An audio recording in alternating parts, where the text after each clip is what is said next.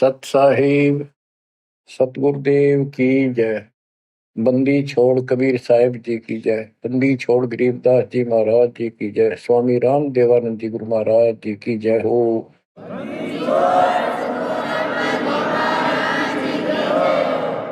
सर्व संतों की जय, सर्व भक्तों की जय, धर्मी पुरुषों की जय। श्री काशी धाम की जय, श्री सुब्राणी धाम की जय, श्री क्रोथा धाम की जय, श्री बरवाड़ा धाम की जय। सत साहिब जय जय सतगुरु मेरे की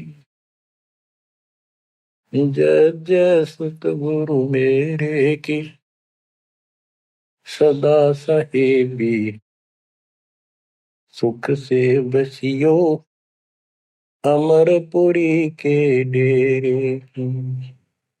जय जय सतगुरु मेरे की जय जय सतगुरु मेरे की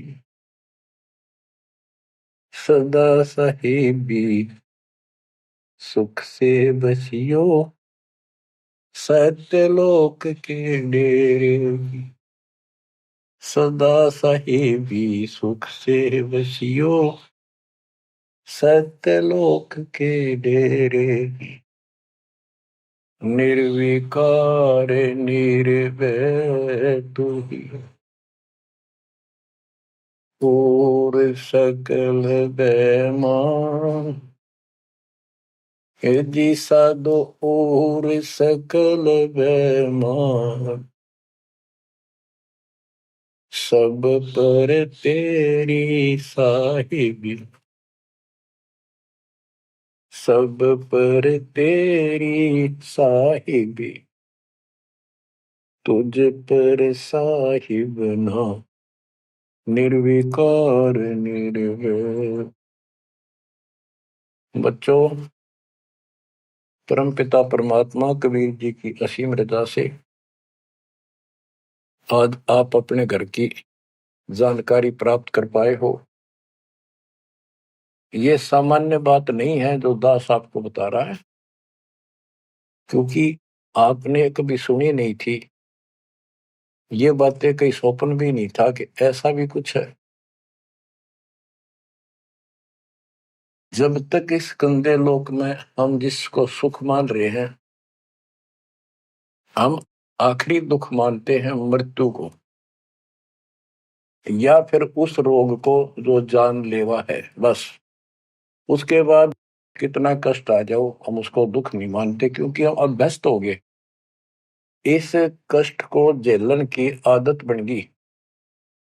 टांग कट जा, हाथ कट जा, टूट जा, फिर भी हम जीने की आशा करते।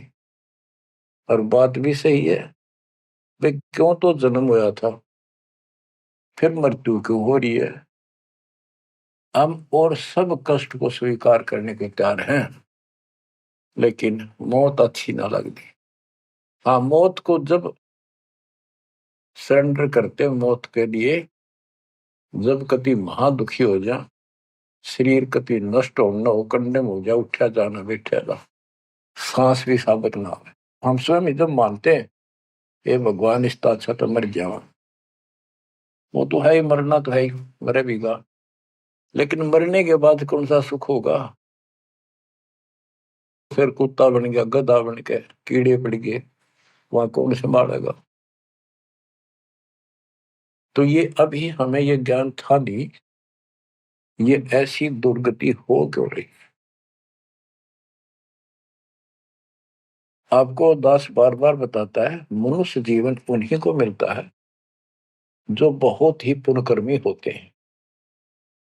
पिछले जन्म उनके जबरदस्त होते हैं। ये अलग बात है, किसी के ज्यादा होते हैं अच्छे कर्म, किसी के कम होते हैं, पर बढ़िया कर्मों वाले ही मनुष्य जीवन प्राप्त करते हैं। और मनुष्य शरीर में उनको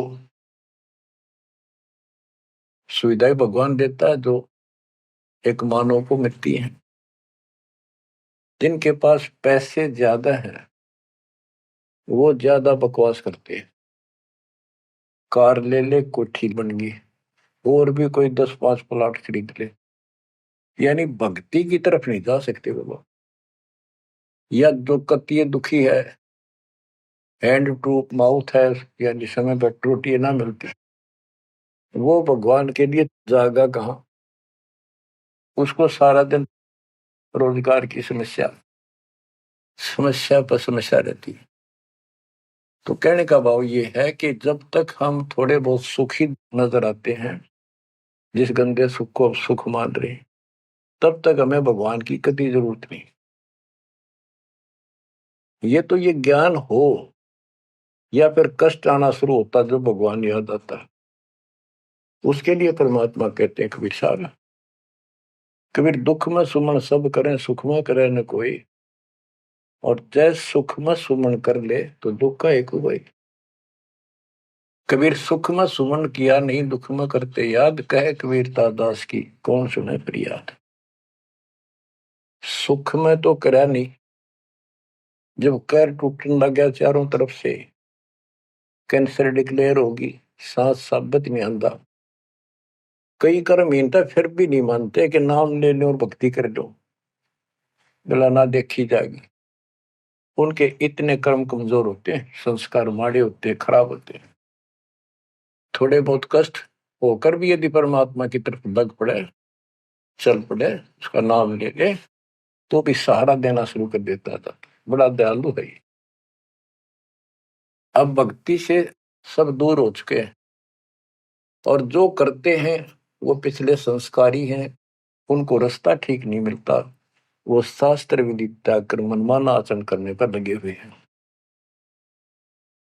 कोई बेचारे पहाड़ों पर जाते हैं, कोई तीर्थों पर जाते हैं, कोई पर भी लेने जाते हैं, कोई मंदिर में, कोई मस्जिद में, और कोई मंडी बना रखी वहां मत्था टेकने जाते हैं।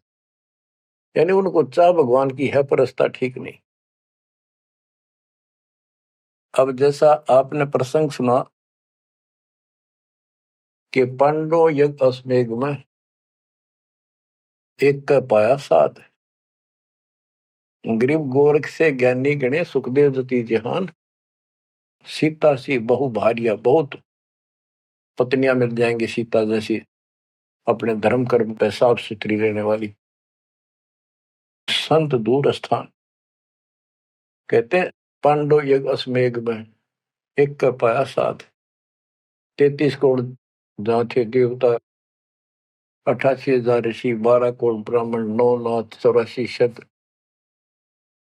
उनमें एक का संत मिला, वाल्मीकि सुदर्शन जी। उसका कारण क्या था? उनकी साधना शास्त्र वेद है, गीता विरुद्ध है। तो बच्चों, शास्त्र विरुद्ध साधना करने से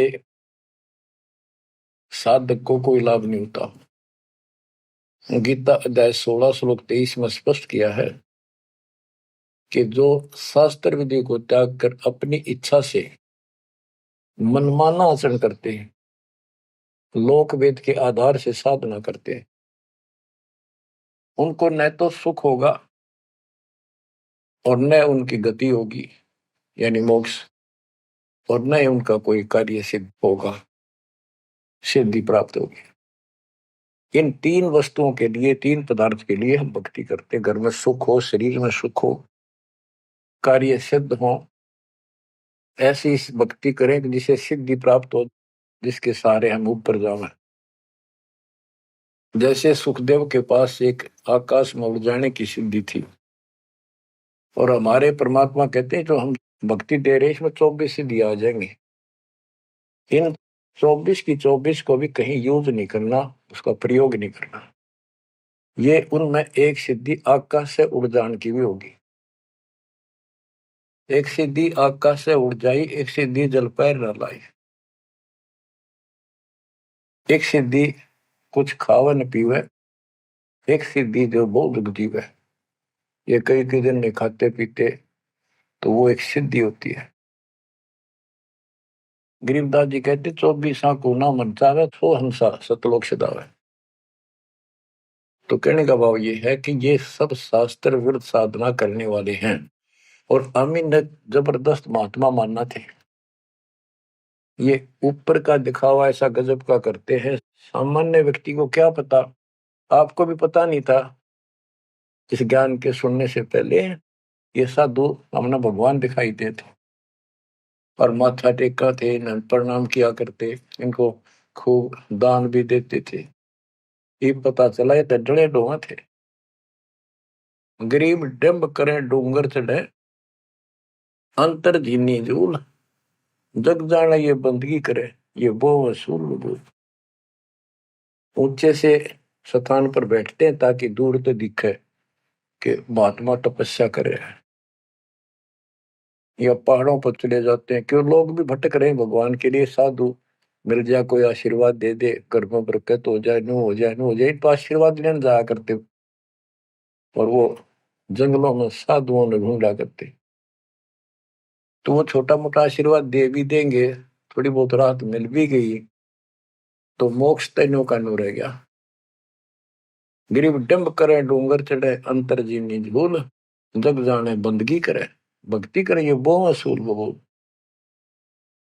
बच्चों, आपको बताया है जो दास एक भी शब्द बोलता है ये अपनी तरफ से नहीं, ये गॉड गिवन है। और परमात्मा ने किसको दिया? अपनी प्यारी आत्मा संत गरीबदास जी को दिया।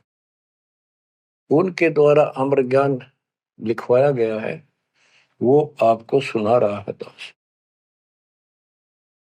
रग यजु है श्याम अथर्व, ये चारों वेद चतुभंगी रे, सूक्ष्म वेद बाचे साहिब का, सोहंसा सतसंगी रे। जो परमात्मा का सूक्ष्म वेद पढ़ता है वो सत्संगी है। चारों वेद ऋग यजु साम अथर्व, ये चारों भ्रमित ज्ञान युक्त है, इनसे जीव को कोई लाभ नहीं होना, मोक्ष नहीं हो सकता। तो दास आपको ये सूक्ष्म वेद सुना रहा है। अब कुछ वाणी सुनाऊंगा।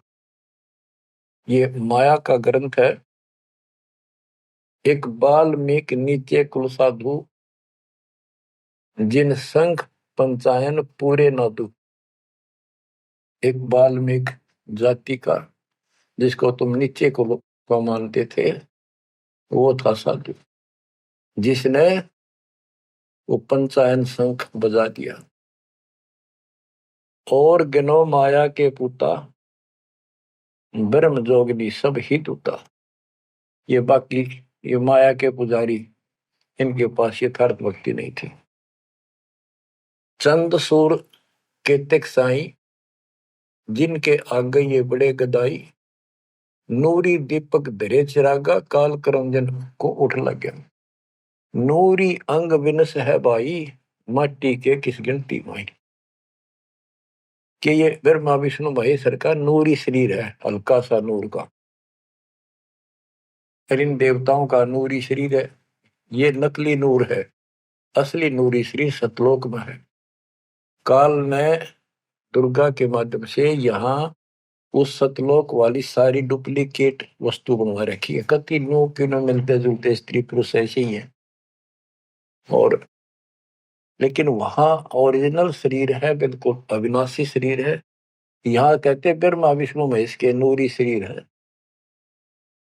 ये नूरी अंग विनसय है भाई, माटी के किस गिनती माही।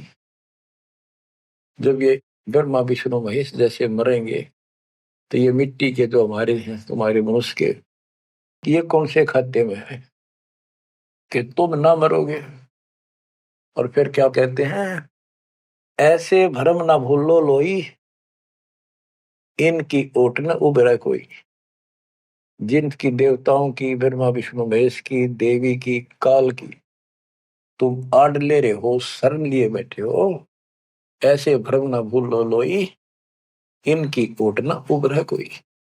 कोई पार नहीं हो सकता, किसी का कल्याण नहीं हो सकता। यही 84 लाख योगियों पर कष्ट उठाते रहोगे।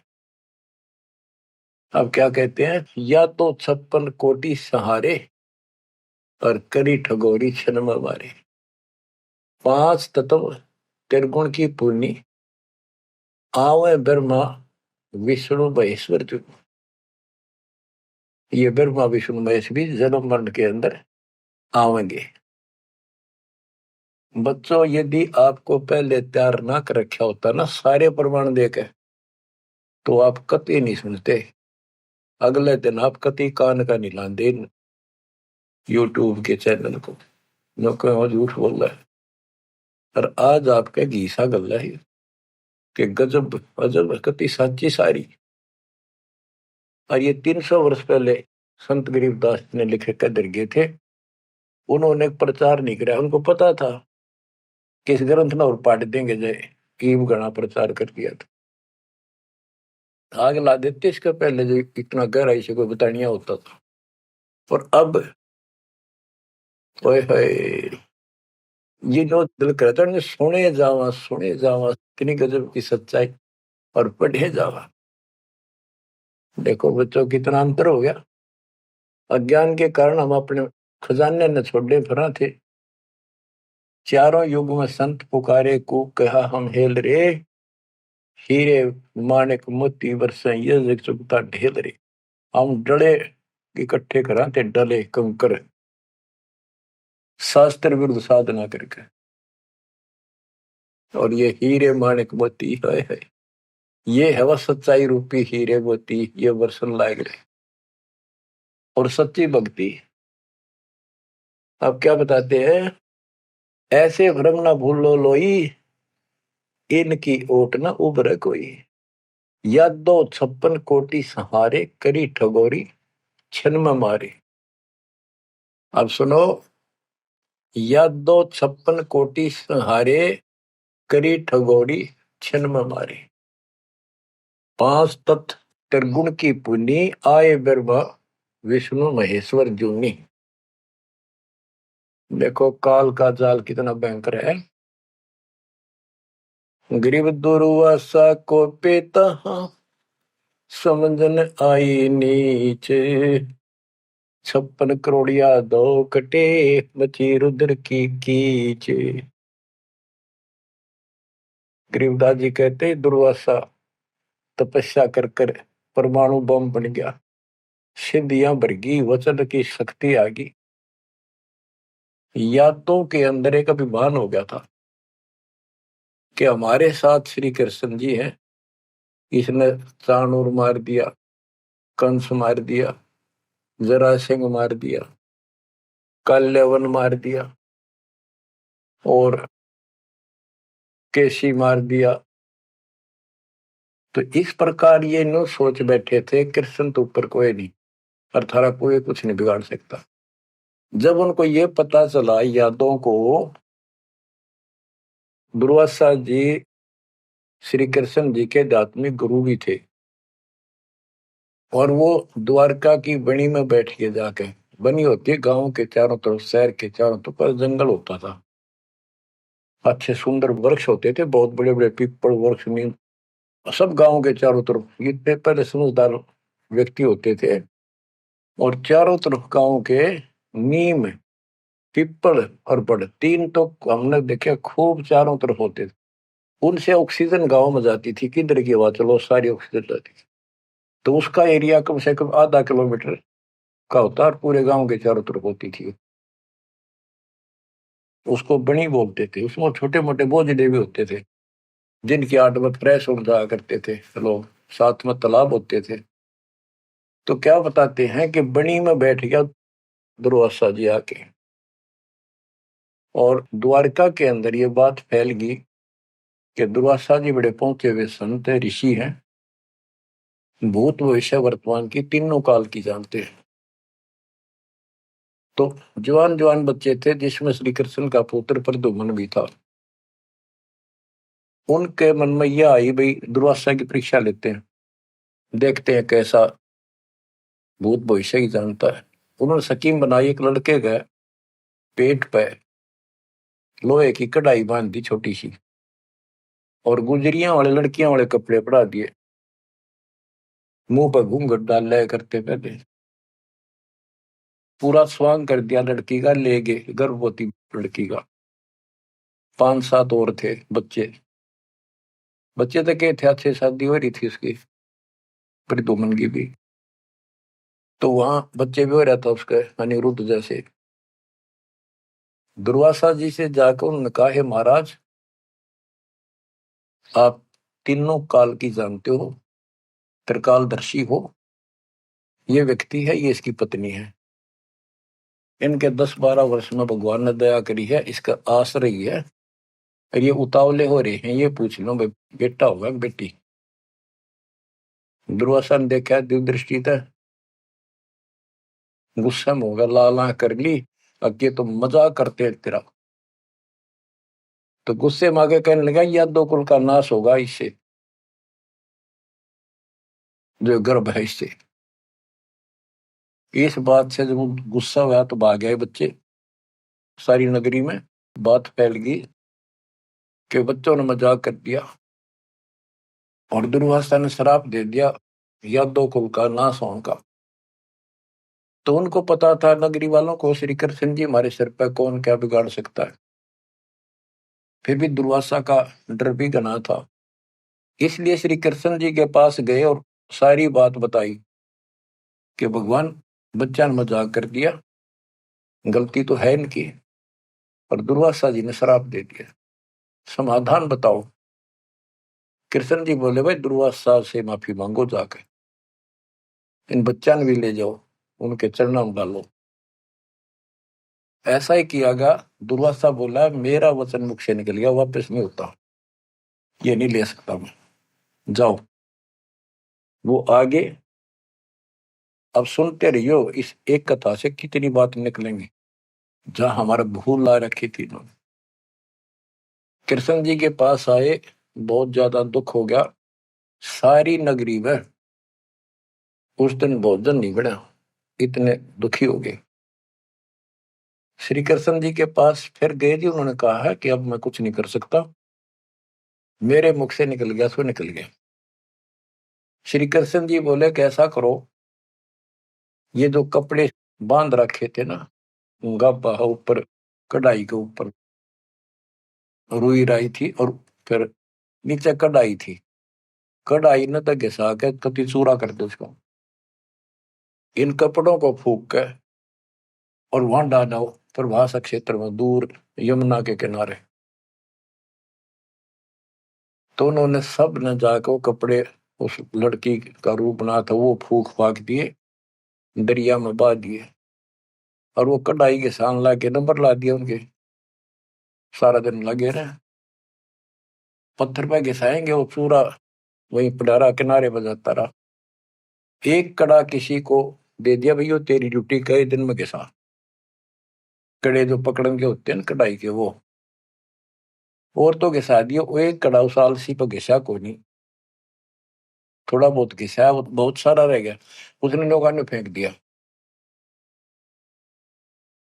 तो सबको ये हो गया, बस समाधान बता दिया श्री कृष्ण जी ने, अब कुछ होने का नहीं, सब निश्चिंत हो गया। कुछ वर्षों के बाद आपस में जरा जरा सी बातों पर, आपस में यादों का, आपस में लड़ाई होने लगी। कोई जरा सी कहते लट्ठम लट्ठा मार दे एक दूसरे ने, हाहाकार मच गया नगरी में, अकाल मौत होने लगी, पशुधन नष्ट होने लगे। तो नगरी के व्यक्ति फिर गए श्री कृष्ण जी के पास कि हे भगवान, ऐसा कौन सा पाप उगड़ गया इस नगरी का, किसी ने किसी की बातें नहीं सुहाती, जरा सा बोलते हैं लट्ठम लट्ठा हो जाए, मार डाले, अकाल मृत्यु होने लग रही है। कुछ दया करो, रक्षा करो, कारण बताओ, कुछ समाधान बताओ, हमको धर्म पुण्य कहो, वो कर देंगे। श्री कृष्ण जी बोला, भाई जो दुर्वासा ने श्राप दिया है ना, अब वो फल गया, उसके कारण ये सब कष्ट आ रहे। तो नगरी के लोग बोले, जी कोई समाधान बताओ, आप तो मालिक हो, सारी सृष्टि के रचने वाले हो, आप तो सब कुछ कर सकते हो। कृष्ण जी बोले, ऐसा करो, सारे नर यादव, छोटे छोटे बच्चे, नवजात लड़का भी हो ना, नर, ओनली मेल, सबको ले जाओ प्रभास क्षेत्र में, यमुना में स्नान करो। स्नान करने से तुम्हारा ये दुर्वासा वाला श्राप खत्म हो जाएगा। तो सब ने वह बात माननी थी, क्योंकि गुरु थे वो और भगवान मान रखे थे। सब नवजात शिशु उस दिन भी जन्म हुआ था उस लड़के को मिलेगी, और वहां जाके स्नान करने लग गए। नगरी में कवा सुनी सबकी हो रही थी, आंख बड़ा थी एक दूसरे की। और जो कढ़ाई का चूर्ण, लोहे का चूर्ण बना कर डाला था, उसके एक घास उग गया तीखे पत्तों वाला, जैसे डाब होती है कुछ, उस कुसा जैसा, लंबा लंबा पठेरा सा सर जैसे, और इतने तीखे जैसे हम कई बार खेतों में ईख होता ना, ईख के पत्ते बहुत तीखे होते हैं, जरा सी सावधानी ना बरते तो हाथ में काट देते, वो उंगली में पूरा निशान बना देते थे। और वो तो फिर दुर्वासा के श्राप के थे। वहां पर उस सरकंडन पाड़े सर ने, और एक दूसरे का मारो, वो तलवार का काम करे, गर्दन कटके नारी पड़ जाए। वो 56 करोड़ यादव आपस में कटके मर गए, थोड़े बहुत बचे। फिर कृष्ण जी को पता चला जी सारे कटके मर गए, आप तो को श्राप खत्म हो जाएगा, ये सारा कुल नष्ट हो गया। वहां तो विष्णु पुराण में लिखा है, श्री कृष्ण जी गए और उन मूसल पाड़ के हुए, उसने भी रहे थे यादव खुद मार दिए, काट दिए सबको, अकेला बच गया। और फिर जाके एक पेड़ के नीचे बैठ गया। अब वो श्री कृष्ण ने नहीं मारे, उसमें काल बढ़ के मारे। जिसकी पूजा करें, जिसका पुत्र था, उससे का नाश कर दिया। फिर क्या बताते हैं, जो बाली मारा था श्री रामचंद्र जी ने एक वृक्ष की ओट लेकर, बाली को मार के सुग्रीव को राज दिया। सुग्रीव ने फिर रामचंद्र जी की हेल्प करी लंका पर युद्ध करने के लिए। वो बाली उसने मारा था धोखा करके, आमने सामने श्री रामचंद्र जी लड़ नहीं सका, उसमें इतनी ताकत थी, 50% पावर खींच लेता था बाली। इसलिए वृक्ष की ओट लेकर सुग्रीव ने बता दिया उसके भाई ने, वृक्ष की ओट लेकर मार सकते हो, वैसे नहीं सामने नाड़ा। वृक्ष की ओट लेकर थोड़ा सा मुंह काटा, तीर ठोक दे। जब 7-8 तीर मारे, जब वो मरा था। फिर बाली ने कहा था जी आपने बहुत बड़ी गलती कर दी, आपका मेरा के रोला था, हमारा भाई भाइयों का झगड़ा था, और फिर लड़ना था, सूरवीर थे आमने सामने आते, आपको पाप लगा, आपने बदला देना होगा। तो रामचंद्र जी ने बताते हैं, कहा कि मैं तेरा बदला दूंगा।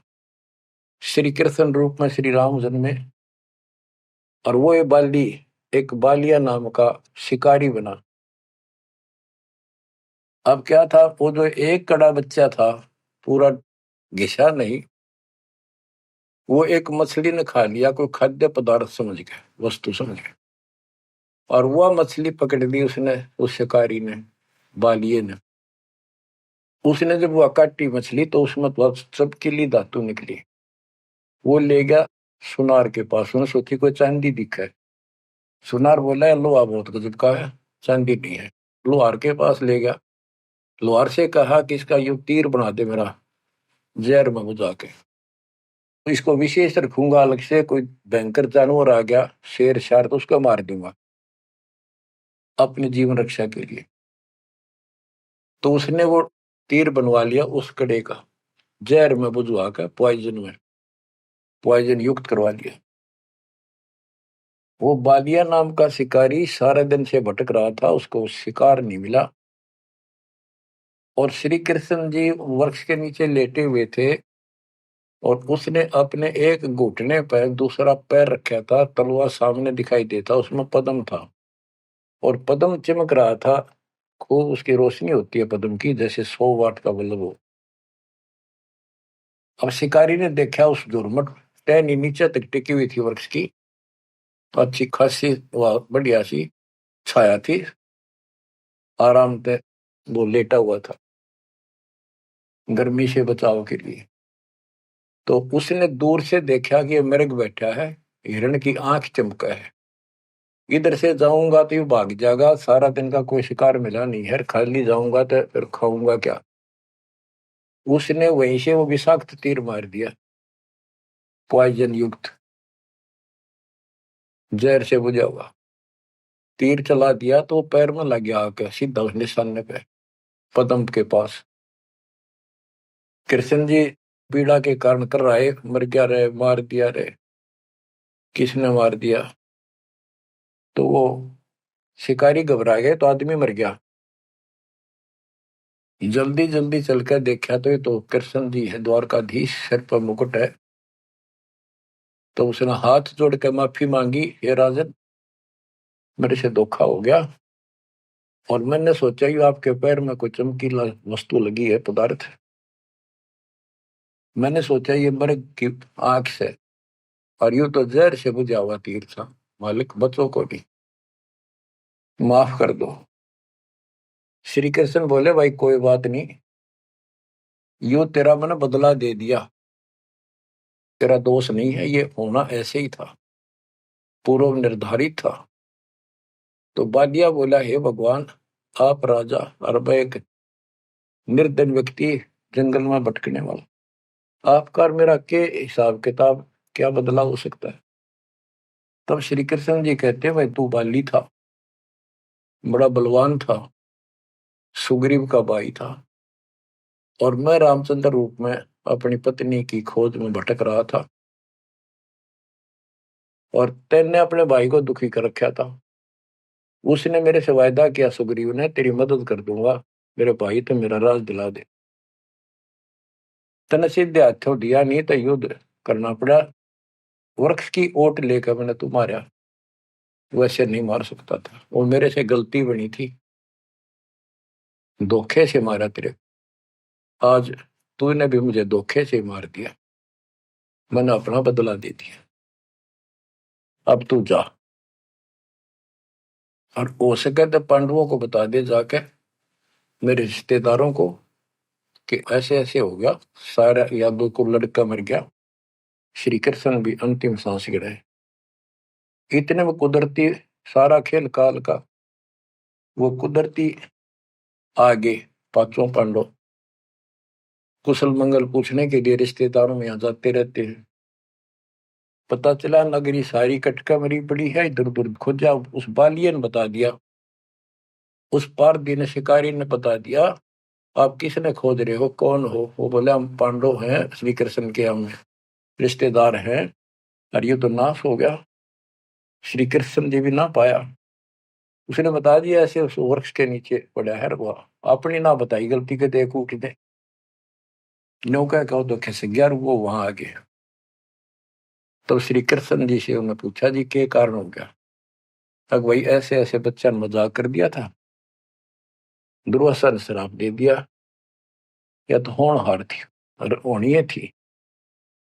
अब सुन ले, तुम मेरे खास रिश्तेदार और भगत हो भगवान के, मेरा आपसे बड़ा अच्छा लगाव रहा है, ये मेरी अंत समय की बात सुन लो, तुम इस राज को अपने बच्चे को दे दो, परीक्षित को, और तुम हिमालय में जाकर तप करके शरीर में समाप्त कर दो, तुम्हारे ऊपर महाभारत में किए हुए वो पाप कर्म लगे हुए हैं, तप करने से वो कम हो जाएंगे। अब अर्जुन पे उस समय रुका नहीं गया, क्योंकि गीता बोलते समय उसने कहा था कि तुम्हें कोई पाप नहीं लगेंगे, ये तो मैंने मार रखे, तेरे दोनों हाथों में लाडू अर्जुन, युद्ध में मर गया स्वर्ग जाएगा, जीत गया तो राज करोगे।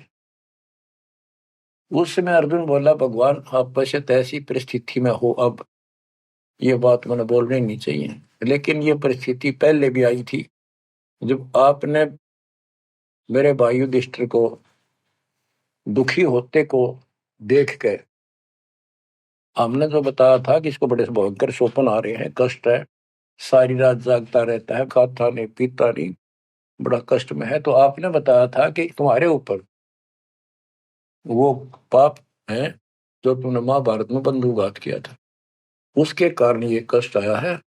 उसका समाधान आपने बताया, अश्वमेघ यज्ञ, वो भी हमने कर दिया, अरबों रुपये लाकर। आज आप वो पाप फिर बता रहे हो? हे भगवान, जब क्या कह रहे थे, जब गीता सुनाओ थे। मैं मना करूं था युद्ध नहीं करूं, मतलब मांग कर खा लेंगे, लेकिन आपने मेरे को टिकट नहीं दिया। ऐसा भयंकर रूप दिखाया, मैं डर गया। मैंने सोच लिया था जो युद्ध ना करूंगा तो यूं मारेगा। एक बार और दिखा दिया ऐसा भयंकर शरीर, मेरा तो वैसे हार्ट अटैक हो जाएगा। इस कारण से मैंने युद्ध करना स्वीकार कर लिया। ये भगवान आपको हो हिमालय चले जाओ, राज छोड़ जाओ, ये कोई सा भी लाडू हाथ में कोई नहीं, ना युद्ध में मरे और ना राज रहा। ऐसा धोखा आपने कराया क्यों? आप तो हमारे खास थे, रिश्तेदार थे, सारा कुछ हो। तब कृष्ण कहता भाई मुझे नहीं पता वो क्या हो यार, क्या नहीं यार, मैंने क्या कहा था, अब मुझे कोई याद नहीं, इस स्थिति में नहीं हूं मैं। युधिष्ठिर बोला अर्जुन इस समय ये बात ना करें। हो लिया जो हमारे भाग में था हो गया। श्री कृष्ण बोला या कोई नर या दो नहीं बचा है, लेडीज हैं केवल, इनको ले जाओ, इनकी रक्षा करो, अपने साथ ले जाओ वहां पर, या इनको जंगली लोग दुखी करेंगे, इनकी इज्जत लूटेंगे, ले जाना। और मेरे शरीर को फूक के बॉक्स में डाल दियो, बॉक्स में लकड़ी के में। तो उन्होंने ऐसा किया, फूक के बॉक्स में डाल दिया, उसको दरिया में बहा दियो। तो बच्चों ऐसा ही किया गया। अब चारों पांडव तो आगे, और अर्जुन की ड्यूटी लाए तुम सब लड़कियों को लेकर, औरतों को, और आ जाना। तो लेकर अपने घोड़े खच्चर उन्हें बैठा बठू कर चाल पड़े। रास्ते में बिल्ला ने, जंगली लोगों ने उनको घेर लिया, अर्जुन के साथ युद्ध करे। अर्जुन पीटा, अर्जुन पर वो धनुष उठा भी कोई नहीं, जिस तरह महाभारत के युद्ध में लाखों आदमी मार दिए थे, उठा नहीं, उससे जो खड़ा खड़ा पिटे। वो क्या करा उन दुष्ट लोगों ने, दुष्ट औरतों को ले गए, धन लूट ले गए, और थोड़ी बहुत बची उनको लेकर अर्जुन अपने घर आ गया, वहां इंद्रप्रस्थ आ गया। फिर वो कोस रहा है श्री कृष्ण को, कितने सारे धोखा करे हमारे साथ, नाश करवाना था, युद्ध करवाया, जब तक मेरे में ताकत देती एक मारूं था 10 मरे थे, और आज मेरा हाथ भी ना उठा, धनुष तो दूर की बात है। गीता में ये काल कहता है कि मैं बलवानों का बलवान, बुद्धिमानों की बुद्धिमय ही हूं। वहां तो शक्ति देती नाश कराने में, वह छीन ली वापस। ऐसे धोखेबाज भगवान की भक्ति करके हमने असंख्यों धर्म नष्ट कर दिए बच्चों। अब बताओ, अब सुनो इस कथा का निष्कर्ष। ना तो पांडवों को स्वर्ग मिला, नरक में पड़े, ना वो राज रहा, और जैसे किसी ने श्राप दे दिया, यो 3 ताप के अंतर्गत कष्ट होता है, वो 3 ताप का कष्ट भी श्री कृष्ण जी से समाधान नहीं हुआ। पहले कह दिया कि इसको घिसा के सारे कढ़ाई को, कपड़ों को फूक कर उस चूरे को जमुना में डाल दो, तुम्हें ये दुख नहीं होगा, दुर्वासा का श्राप कष्ट नहीं देगा। वो सारा कर दिया। फिर बोले कि उसमें स्नान कर लो, जमुना में नहाने से सारा श्राप कट जाएगा। वो बेचारे नहा भी लिए, वो श्राप तो कटा कोई ना, वो कट कर मरिए। तो ये नकली जितने संत हैं नो धोखा दे रहे तुम्हारे साथ, वह ऐसा चढ़ा दो, वहां स्नान कराओ, पर भी में नहा लो, कुंभ का मेला बड़ा, पर भी में नहा लो, मुक्ति हो जाएगी है, उस तालाब में नहा लो, तीर्थ में, वहां मुक्त हो जाएगा। ये नो बिरान मट्टी करे, कुछ होना जाना नहीं। तुम कौन राम का जपते जापम, ताते कटे ना तीनों तापम। अब क्या बताते हैं, ऐसे भरम न भूलो लोई, इनकी ओट न उबरे कोई, या 256 कोटि सहारे, करी ठगोरी छन मोरे, 5 तत्व त्रिगुण की पुनी, आए ब्रह्मा विष्णु महेश्वर जूनी, अष्ट सिद्धि 9 निधि मन के पोए, जा पर ब्रह्मा विष्णु महेश्वर रोए, नौ अवतार पार ना पाए, ब्रह्म जोगिनी सब डकाए। कृष्ण विष्णु कन्हवा भगवाना, ब्रह्म जोगिनी संग खिलाना, 14 लोक रसातल कूटे, कोई गुरुमुख साधु बिरले छूटे। के कोई गुरुमुख साधु पूर्ण संत का उपदेशी भक्त भगतमती केवल इनका बचाव हुआ। यम किंकर के धाम नरेशा, सट दर्शन के बंधे केसा, विष्णुपुरी लूटी विधि भारी, जा चंदा बदनी कामनी नारी। भोग विलास करें वहां प्राणी, बोर पड़े हैं चारों खानी। कहते ऊपर के लोकों में ये सारी बकवाद करे, क्योंकि वो स्वर्ग होटल हो तो वो बकवाद दे और है क्या, अपनी जेब कटवा के पुण्य खत्म करके फिर पृथ्वी पा के धक्के खावे कुत्ता अपने गधा बने। भोग विलास करें वहां प्राणी, बोर पड़े हैं चारों खानी। शिव पर लूटे कूटे बहु भांति, ये जम किम कर तोड़ते हैं छाती। बच्चों, स्वर्ग बैकुंठ मठ सब लूटे, बिस्त बीज थे सो नहीं छूटे। ब्रह्मंड 2100 आग लगी है, या कर्तबाजी सब ठगी है। बच्चों, बहुत अच्छी किस्मत आपकी, आपको ये अमर ग्रंथ, अमर ज्ञान और सच कथा सुनने को प्राप्त हो रही है। कुर्बान हो जाओ, इसको हल्के बना लो। मालिक आपको मोक्ष दे, सदा सुखी रखे। सत्साई।